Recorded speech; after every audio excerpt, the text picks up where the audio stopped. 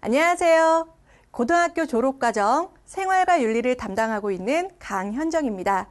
이 강의는 2009년도 새롭게 개정된 교육과정을 바탕으로 해서 진행을 하고 있습니다.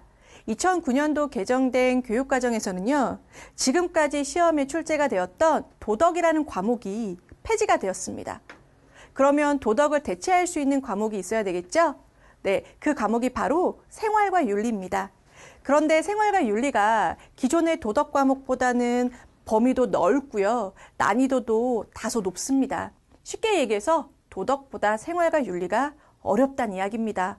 자, 제가 어렵다고 얘기를 했기 때문에 여러분들이 걱정을 해요.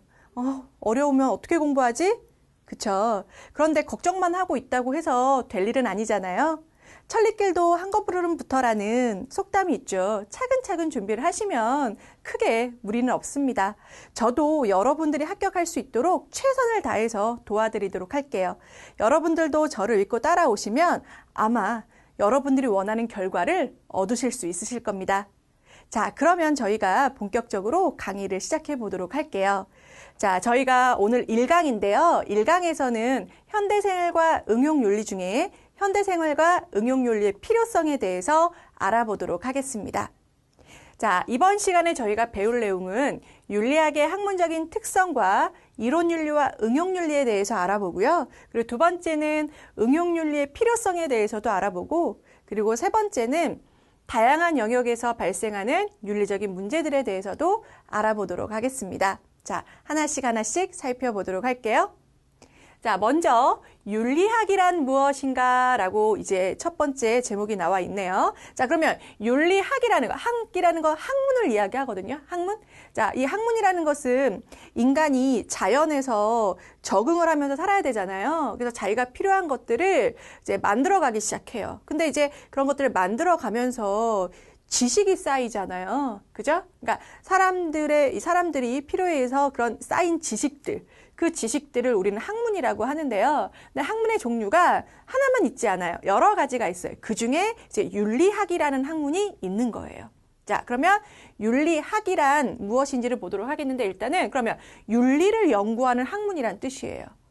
윤리를 연구하는 학문? 그럼 윤리가 무엇인지를 좀 봐야 되겠죠. 자, 근데 이 윤리의 의미가, 자, 보면 동양에서는요, 윤리를 이렇게 써요. 한문으로 쓰면 이렇게 쓰거든요. 자, 이 윤자는 이게요, 이게 이제 사람 인자예요. 이거는 무리 윤자거든요. 그러니까 인간의 무리, 그러니까 인간 집단, 인간 사회에서, 자, 이거 리는 이치 있자, 이치.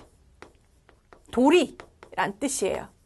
즉, 윤리라는 것은 사람들이 지켜야 할, 인간으로서 지켜야 할 이치, 도리를 이제 윤리라고 얘기를 해요. 자, 그럼 이거는 어떤 도리냐? 그러니까 우리가 살아가는데 혼자 살지 않잖아요. 더불어 살잖아요. 더불어 살아가는데 필요한, 즉 행동 기준을 이야기하는 것입니다.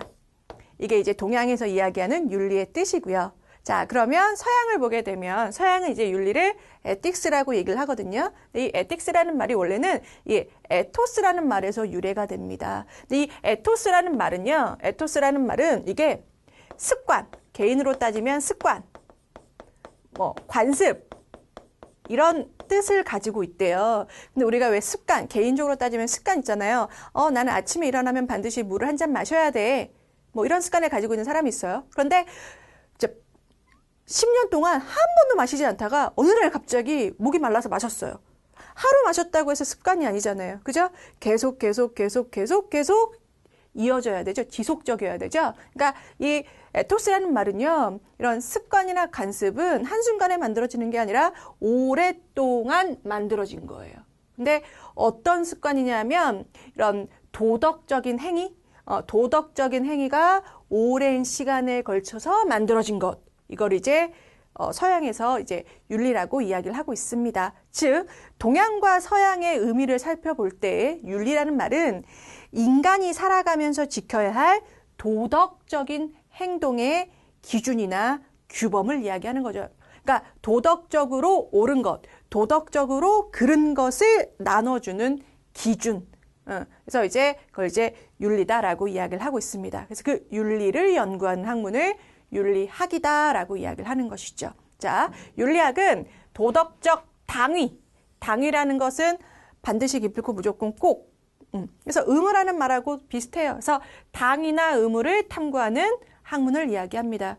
옳고 그름의 기준을 정하는 거예요. 근데 우리가 옳고 그름의 기준을 왜 정해요? 옳고 그름의 기준을 정하는 이유가 뭐예요? 아, 옳은 것은 이거고 그른 것은 이거야. 됐네. 다음. 이게 아니죠. 옳고 그름의 기준을 정해서 그것을 행동으로 옮기려고 하는 거죠. 행동으로 옮긴다는 건 뭐예요? 실천이죠, 실천. 그러니까 옳고 그름의 기준을 정확하게 알고 그것을 행동으로 옮기겠다 이거죠.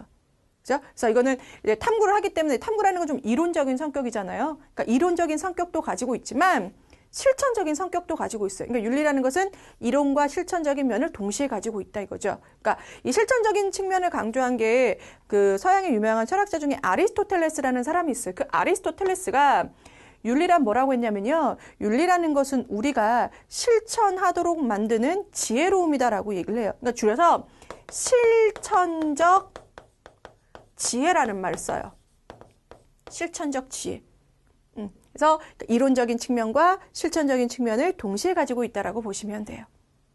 자, 그러면 이 윤리학의 특징을 보게 되면요. 이 윤리학은 도덕적인 행위, 그러니까 쉽게 얘기하면 도덕이에요.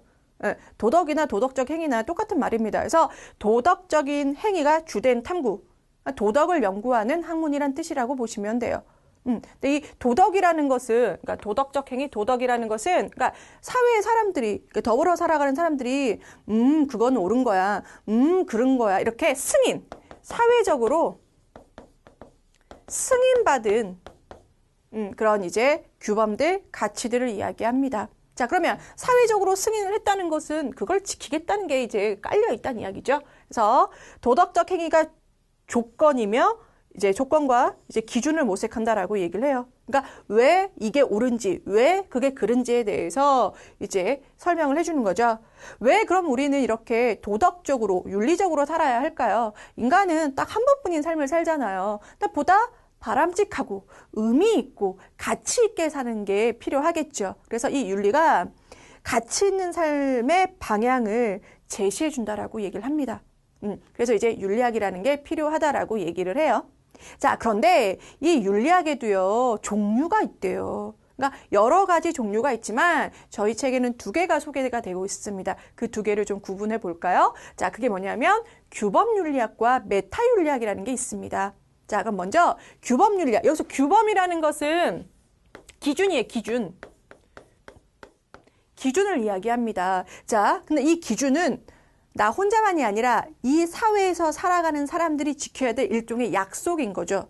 근데 그 약속이 좀 더 약간 윤리적인, 도덕적인 그런 이제 약속이 되는 거라고 보시면 돼요. 자, 그래서 사람은 어떻게 행동을 해야 할 것인가에 대한 보편적인 원리. 보편적이라는 건 뭐야? 언제, 어디서나, 누구에게나. 그런 원리가 있다라고 생각한 거예요. 그래서 그걸 연구하는 거죠. 그러니까 주로 이제 이 규범 윤리학은 옳고 그름이란 이거죠. 옳고 그름이란. 그 다음에 이제 선과 악이란 무엇이냐. 이걸 찾는 거예요. 그러니까 옳고 그름의 기준, 선과 악의 기준. 이걸 이제 찾는 게 이제 규범 윤리학이라고 얘기를 하거든요. 그런데 메타 윤리학이라는 것은 우리가 이런 윤리학도 도덕적인 행동을 찾아가는 거잖아요. 그죠? 그러면 인간은 도덕적인 기준을 찾을 수가 있어요. 왜요? 이성이라는 걸 가지고 있기 때문에. 생각할 줄 아는 존재잖아요. 근데 우리의 생각을 다른 사람들 표현을 할 때 뭘로 표현해요? 말로 표현하죠. 언어로 표현을 하잖아요. 그런데 이 말이라는 게 정확하게 사용을 하지 않으면 이게 사람들끼리도 이제 오해가 생기고 갈등이 생길 수 있잖아요. 그죠? 네. 근데 이제 도덕에서 이 윤리학에서 연구하는 단어들을 보세요. 뭐 이성이라든지 자아라든지 이런 좀 추상적인 용어들이 되게 많잖아요. 그죠? 그렇기 때문에 이 추상적인 용어를 제대로 사용하지 못하면 오히려 문제가 더 커져요. 그래서 이거는 옳고 그름을 이제 일단 기준을 살펴보기 전에요. 그러면 옳고 그름의 기준이 어떤 의미를 가지고 있는지, 선과 악의 의미란 무엇인지, 그러니까 도덕에서 사용하는 언어들 있죠. 그 도덕에서 사용하는 언어들을 이제 논리적으로 분석하는 것이다라고 보시면 돼요.